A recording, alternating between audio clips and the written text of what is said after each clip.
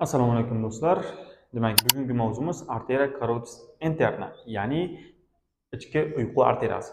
Ichki uyqu arteriyasi bilamiz, arteria carotis communisning ichki tarmog'i hisoblanadi. Tashqi tarmog'i haqida o'tgan darsda gaplashib o'tdik. Bugun ichki uyqu arteriyasi haqida xudo xohlasa to'liq ko'rib chiqamiz. Birinchisi, demak, ularni quyidagi qismlarga tafovut qilish mumkin. Arteria carotis interna. O'zi arteria carotis interna arteria carotis communisning o'sha ikkiga bo'linmasi joyida, ya'ni quyidagi rasmda ko'radigan bo'lsak, aynan kartiloga tiroidiyaning yuqori chegarasi bo'ylab mana shu yerdan demak ikkiga tarmoqlanib ketishini ko'rishingiz mumkin. Mana shu ichkari tarmog'i haqida gaplashamiz. Demak, birinchisi pars cervicalis. Bu bo'yin qismi hisoblanadi. Yani 4 ta qismga tafovut qilinadi. Bo'yin qismi pars cervicalis, pars petrosa bu chakka suyagining pars petrosa qismi, pars cavernosa hamda pars cerebralis, miya ichi qismlariga bo'lishingiz mumkin ekan. Apertura carotis externagacha bo'lgan qismini aytishingiz mumkin. O'sha ya'ni chakka qismida apertura carotis externa internalari bor edi. Ochilmalar. Apertura carotis externagacha bo'lgan qism. Mana shu qismi yashil bilan ko'rsatilgan. Mana shu qismi to'liq arteria carotis internaning pars cervicalis bo'yin qismi hisoblanar ekan. Bu yerda deyarli shoxlanmaydi, ya'ni shoxlar kuzatilmaydi. Bu yerda keyingi qism pars petrosa. Pars petrosa canalis caroticus, ya'ni uyqu yo'li. O'sha uyqu arteriyasining uyqu yo'li. Bu yerda ham yashil bilan ajratilgan, mana shu qismchasida. Yashil bilan ko'rsatilgan bu yerda. Demak, canalis caroticusda joylashgan bo'ladi chakka suyagining. Va keyingisi canalis pars cavernosa qismi. Pars cavernosa qismi. Pars cavernosa bu os sphenoidale degan suyak bor. Os sphenoidalining sulcus caroticus degan egatida yotadi. Shu egatida yotar ekan. Bu ham tarmoqlar beradi, mayda-mayda tarmoqlar. Pars petrosa qismi ham mayda tarmoqlar beradi. Demak, u ham konspektda berilgan bo'ladi. Xo'p. Ya'ni hozir biz katta-katta tarmoqlarni ko'rib chiqamiz. Xo'p, demak, mana bu sulcus caroticusda joylashgan pars cavernosa ekan. Endi biz uchun eng muhim hisoblanadigan bugungi mavzumizning asosiy qismini tashkil qiladigan pars cerebralis qismi haqida gaplashsak. Endi pars cerebralis qismi tabiiyki o'sha pars cavernosadan yuqorigidagi qismi hisoblanadi va uni quyidagi tarmoqlar beradi, deylik, to'g'riroq bo'ladi. Quyidagi tarmoqlar beradi. Unda boshladi. Birinchi tarmoq arteria oftalmika, ya'ni ko'z arteriyasi. Ko'z arteriyasi, arteria oftalmika. Arteria oftalmika chiqadi. Arteria o'sha pars cerebralis qismidan, miya qismidan chiqadi hamda ko'z kosasigacha kirib boradi. Ko'z kosasining medial tomoniga kirib boradi. Yuqori medial tomonidan borib, quyidagi joylarni qon bilan ta'minlaydi. Quyidagi rasmda ko'rib olishingiz mumkin. Aynan rang bilan ajratilgan. Demak, quyidagi joylarni qon bilan ta'minlaydi. Bu yuqori qovoqni qon bilan ta'minlaydi. O'sha joyda joylashgan teri qoplamalari bor. Ularni qon bilan ta'minlaydi. Glandula lacrimalis bor, ko'z yosh bezi, ko'z muskullarini ham qon bilan ta'minlab o'tib ketadi. Ya'ni shularni qon bilan ta'minlar ekan. Hamda shu yerda joylashgan sinus etmoidalis, sinus frontalislar ham bor. Ya'ni ularni ham qon bilan ta'minlab o'tib ketadi. Arteria oftalmika. Bu ham muhim arteriyalardan hisoblanar ekan. Mana shu. Keyingi tarmog'imiz bu arteria cerebri anterior. Arteria cerebri anterior. Arteria cerebri anterior ham juda muhim bo'lgan qon tarmog'i hisoblanadi. Bu qanday? Demak, mana bu. Pars cerebralis qismini yuqori qismidan oldingi tomonga chiqib ketyapti. Bu hozir do'stlar ikkita arteria carotis interna keladi. Arteria carotis interna kelyapti. Miya ichiga xo'p, demak, yo'nalishlar bilan keldi. Pars cerebralis qismi keldi mana. Shuna qaragan. Ikkita tomondan kelyapti. Demak, arteria cerebri anterior ham ikkita tomondan chiqadi. Xo'p, biz bitta tarmog'ini ko'raylik, deylik. Mana. Xo'p, miyani olgan vaqtida shu miyani orqa tomondan pastki yuzasini ko'rishingiz mumkin. Bu demak frontal tomon, bu occipital tomon. Bu yerda ham alohida ajratib ko'rsa bo'ladi. Xo'p, mana bu yerda joylashgan deylik pars cerebralis qismi. Pars cerebralisdan qaysi tomonga qarab ketyapti? Yuqori tomonga qarab ketyapti. Arteria cerebri anterior. Arteria cerebri anterior ketish yo'lida mana bu yerda anastomosiya bor. Arteria communicans anterior. Arteria communicans anterior. Demak, arteria cerebri anterior ketyapti. Mana bu yerda anastomos arteria communicans anterior bo'lyapti. Buni ham ahamiyati bor, aytib o'tamiz. Demak, arteria cerebri anterior qanday yo'naladi? Arteriya cerebral anterior chiqqandan keyin shunday chiqib arteriya cerebral anterior corpus callosum bo'ylab yuqori tomonga ketadi. Shunday kelyaptimi? Hop, mana shunaqa shaklda. Bu rasmda mana bu rasmda qarang mana. Arteriya cerebral anterior kelyaptimi? Yuqoriga qarab, yuqori orqa tomonga qarab ketyapti.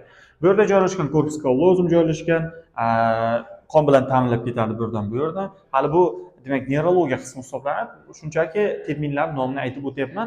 Shuni yodlab qolishga harakat qilasiz. Demak, corpus callosum bo'ylab ketadi. Yuqori tomon tepa qismini, peshona qismini, chakka qismini qon bilan ta'minlab o'tib ketadi. Tarmoqlar beradi arteriya cerebral anterior ham. Yo, bu yerda muhim jihatni aytib o'tdim-mi? Demak, arteriya kommunikans anterior. Buning ahamiyati nimada? Do'stlar, anastomozlarning ahamiyati bu qachonki bir tarmoqning ishdan chiqishi ikkinchi tarmoqning ishining kuchayishiga olib keladi. Bu nima degani? Masalan, arteriya cerebral anterior ikkita bo'lsa, delik bu tomonga qanaqa tromb holati kuzatildi, tromboemboliya bo'lishi mumkin, qon ivishi jarayonida buzilishlar, bu xullas qanaqadir patologiya bo'ldi hamda bu tarmoq yopildi. Endi bu tarmoq yopildi degani, delik aylanish tizimi, miyada aylanish tizimi buzildi degani emas. Mana shu anastomoz orqali bu tomondan ishga tushib ketaveradi. Ya'ni bu Allohning bizga bergan bir go'zal bir ne'matlardan biri. Ya'ni miyaning mukammal ishlab turishi uchun mana shu qon tarmog'i kerak. Ya'ni qon to'xtadi degani hujayralarning trofikasi buzildi degani, oziqlanish buzildi degani, funksiyalari buzildi degani, ishdan chiqdi degani. Mana shunaqa ekan. Xo'p, bu arteriya cerebral anterior. Ko'rib oldik rasmlar bilan. Arteriya cerebral media. Arteriya cerebral media bu terminal tarmoq hisoblanadi. Arteriya carotis internani terminal tarmoq. Bu nima degani? Mana yana medial tomon, miyaning pastki yuzasi deylik, frontal yuza, occipital tomon, oldingi orqa tomon. Xo'p, do'stlar, mana bu kelayotgan mana pastdan bo'yindan kelyapti miyaga. Mana deylik bo'yin deb tasavvur qilsak, chunki bu miyani pastki yuzasida kelyapti hamda arteriya carotis interna mana bu yerda alohida ko'rsatilgan va bu tomonga qarab shoh ketyapti. Mana shu ko'rsatilgan bu tomonga qarab shoh ketyapti. Bu shohlar arteriya cerebral media hisoblanadi. Arteriya cerebral media terminal tarmoq. Ya'ni tarmoq keladi hamda lateral tomonga qarab ketadi. Bu arteriya cerebral medianiki. Bu ham shu qon bilan ta'minlaydi o'sha joyda joylashgan chakkani, tepa qismlarini va shu yerda joylashgan tuzilmalarni qon bilan ta'minlaydi. Konspektda hammasi berilgan bo'ladi. Xo'p, keyingi tarmog'imiz bu arteriya choroidea anterior. Arteriya choroidea anterior qaydan chiqadi? Mana bu pars cerebralis qismi. Pars cerebralis qismining orqa tomonidan bitta shoh ketyapti. Orqa tomonga qarab. Yoki pastki yuzasini ko'radigan bo'lsak, mana bu ikkita mana shu tomonga qarab shoxcha ketgan. Mana shu shoxcha arteriya choroidea anterior. Arteriya choroidea anterior hisoblanadi. Bu qayerlar qon bilan ta'minlaydi? Buning ta'minlanishi demak talamus, hipotalamusni qon bilan ta'minlaydi. Bundan tashqari o'rta miyani qon bilan ta'minlab beradi, chakka sohasini va o'sha joyda joylashgan qismlarni hamda nervus opticusni ham qon bilan ta'minlab o'tib ketadi. Shunaqa shaklda. Xo'p, arteriya communicans posterior. Arteriya communicans posterior. Boya anterior ko'rdik, arteriya cerebral anteriorlar orasidagisi. Endi arteriya communicans posterior. Arteriya communicans posterior bu ko'rishingiz mumkin, mana bu yerdan chiqadi yashil tuzilma. Yashil tuzilma chiqib, do'stlar, gaplashamiz hali. Arteriya basilarisning arteriya cerebral posterioriga qo'shilib ketadi. Hali uni arteriya vertebralisga gaplashamiz. Mana shu arteriya communicans posterior. Xo'p, bu nimalarni qon bilan ta'minlaydi? Shu yerda joylashgan nucleus caudatus, pedunculus cerebrilar bor, chiasma, nervus oculomotorius. Mana shularni qon bilan ta'minlaydi. Yana bir nechtalarini ta'minlaydi. Talamus, hipotalamus. Ular konspektda to'liq berilgan bo'ladi. Rasmda ham o'sha qismlarni ko'ra olishingiz mumkin. Endi bu miya qismlar sal tushunarsiz bo'layotgan bo'lishi mumkin. Mana shu arteriya communicans posterior haqida edi. Endi bitta takrorlab olsak, nimalar haqida gaplashdik hozir? Arteriya cerebral internani ko'rdik.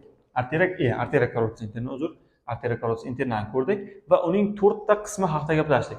Pars cervicalis deyarli hech narsa yo'q edi. Pars petrosa qisman shoxlanadi, pars cavernosa mayda-mayda shoxlari bor va bizga eng kerak bo'ladigan aynan pars cerebralis. Pars cerebralisda quyidagi shoxlarni ko'rdik. Arteriya oftalmika ko'rishingiz mumkin. Arteriya cerebral anterior, demak bu yerdan yuqoriga qarab ketgan ikkita shoxni ko'rdik va bular nima deydi, sagittal qismida ko'radigan bo'lsak, yana orqa tomonga qarab ketganligini ko'rishimiz mumkin. Korpus callosum bo'ladi. Arteria cerebri media, terminal shox dedik, lateral tomonga, ya'ni keladi, lateral tomonga qarab shoxlanib ketadi. Shuni aytsak. Arteria choroidi anterior. Xo'p, arteria choroidi anterior mana arteria pars cerebralisning lateral yon tomoniga qarab ketyapti mana. O'sha yerda ko'rishingiz mumkin mana. Shunaqa shaklda. Arteria communicanis posteriorni ko'rdik. Arteria communicanis posterior mana shu yerdan yashil bilan ko'rsatilgan tarmoq beradi. Va ularning muqom bilan ta'minlanishi qismini gapirib o'tdik. Mana shu do'stlar arteria carotis interna juda ham oson. Keyingi xudo xolasa arteria vertebralis bilan birlashtiramiz bularni hamda o'sha mashhur xalqlar Velizes hamda ya'ni nom bilan aytadigan bo'lsak, Zaxarchenko halqalari, Velize halqalarini gaplashamiz xudo xolasa.